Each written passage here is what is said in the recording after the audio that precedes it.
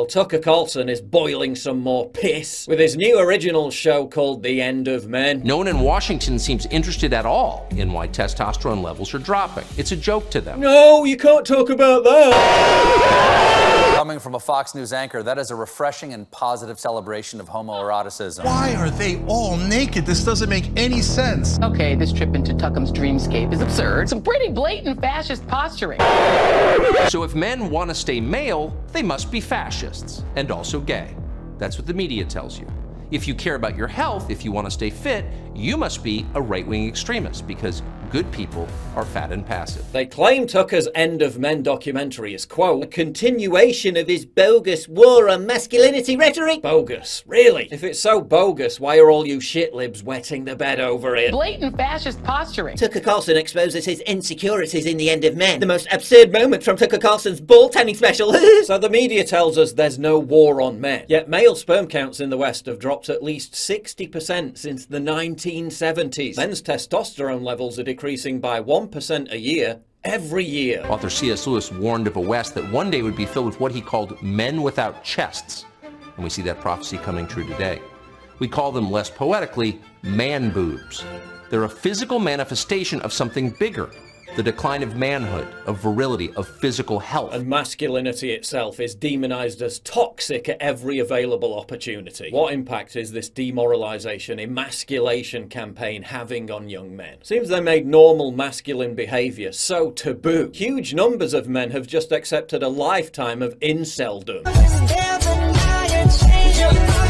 Did you see the shocking results of this new poll? Men are avoiding women entirely out of fear of being seen as creepy. 53% of single men in America, a majority, say they're completely abstaining from interactions with women because they think if they merely approach the opposite sex, the woman will find them creepy. I just want to have a meaningful relationship with someone special. The poll was commissioned by online dating coach Blaine Anderson. She says she's seen a deluge of men approach her in the last year, all saying the same thing. I'm afraid to approach women because I don't want to be perceived as creepy. But because these men's brains have been so scrambled by Me Too hysteria and toxic masculinity public shaming propaganda, these men don't even appear to know what being creepy means and have conflated it with perfectly legitimate male courting behavior. Gee, I wonder what could have been happening in society to cause that confusion. To act the right way.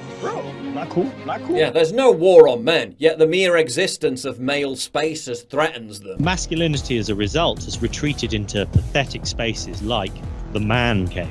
So if you're a man and you want to get together to do anything other than watch a sports game and get intoxicated and eat wings with women with boobs hanging out, then you can do that. That's the only permissible expression of masculinity. The mere existence of close male bonding threatens them. Well-ordered, disciplined groups of men bound by friendship are dangerous, precisely because of what they can do. They can upset the status quo just like that. A few hundred men can conquer an entire empire. You want to demoralize the people, you want them emasculated, you want them to create no threat to the ruling regime. They really do hate you. Some pretty blatant fascist posturing. Decades ago, exercise and fitness was a rudimentary core function of governance. Eisenhower issued executive orders to combat what he worried was a drop-off in physical performance caused by television watching. JFK made physical fitness one of the top priorities immediately after his inauguration. I welcome this opportunity to speak to the people of America about a subject which I believe to be most important, and that is the subject of physical fitness. A country is as strong, really, as its citizens, and I think that mental and physical health go hand in hand. Even up to the early Obama years, physical fitness was promoted from the top down. She's lifting weights, even boxing the First Lady. Yet from around 2015 onwards, we saw the establishment-endorsed rapid rise of the body positivity movement, and now look where we are. Over 2/3 of American adults are overweight or obese. The recent attacks, these are coming regularly now from the regime media,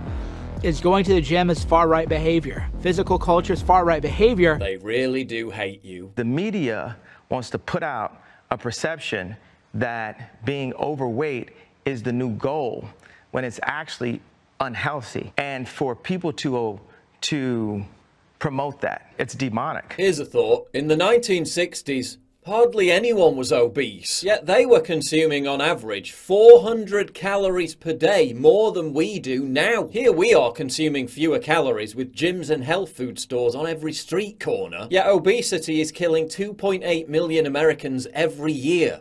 Why? What changed? What changed in our diets, in our consumption habits to cause this? And why is there an inverse correlation between mean sperm count and global plastics production since 1970?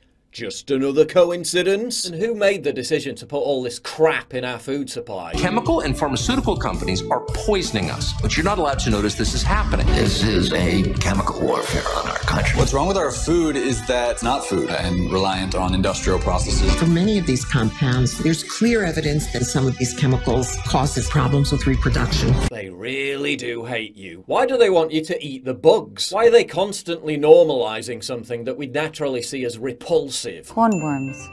They're still alive.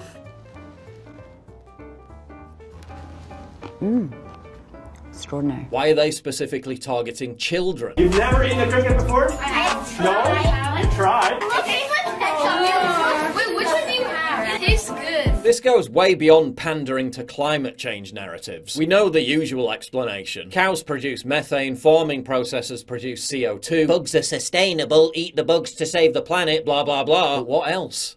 Could there be another motive? Insects are toxic. Studies show they can transmit parasitic diseases to humans when consumed. Chitin, a natural component found in insects' exoskeletons, causes nasty allergic reactions in humans and a serious depletion of vitamins in the human body. This can lead to problems with pregnancy and depressed immune functioning. Record numbers of children in the US are already entering hospital due to weakened immune systems, while groups like the World Economic Forum relentlessly push the bug diet. WEF-aligned governments like the one in the Netherlands are at war with livestock farmers, enforcing climate change regulations to shut down meat production. Food processing plants, many of them meat plants, are also mysteriously catching fire across the United States. Sabotage the meat industry, elevate the bug industry. Create an entire generation of literal bug men. They really do hate you. We're headed for a calamity. They want you drugged. They want you fat. They want you sick. They want you lonely. They want you depressed. They want you demoralized. They want you atomized. People always ask me in a political context, what can we do? What can we do? And yet half the battle is personal. We need a renaissance. Getting into a healthier state, being a healthier person. Not everyone can be a Russell Brand, a Kanye West, an Elon Musk. But staying sane, staying fit, staying healthy is something that everyone can at least try to do. And when we're constantly bombarded with social engineering pushing degeneracy, toxicity, disease, that in and of itself becomes an authentic form of real resistance.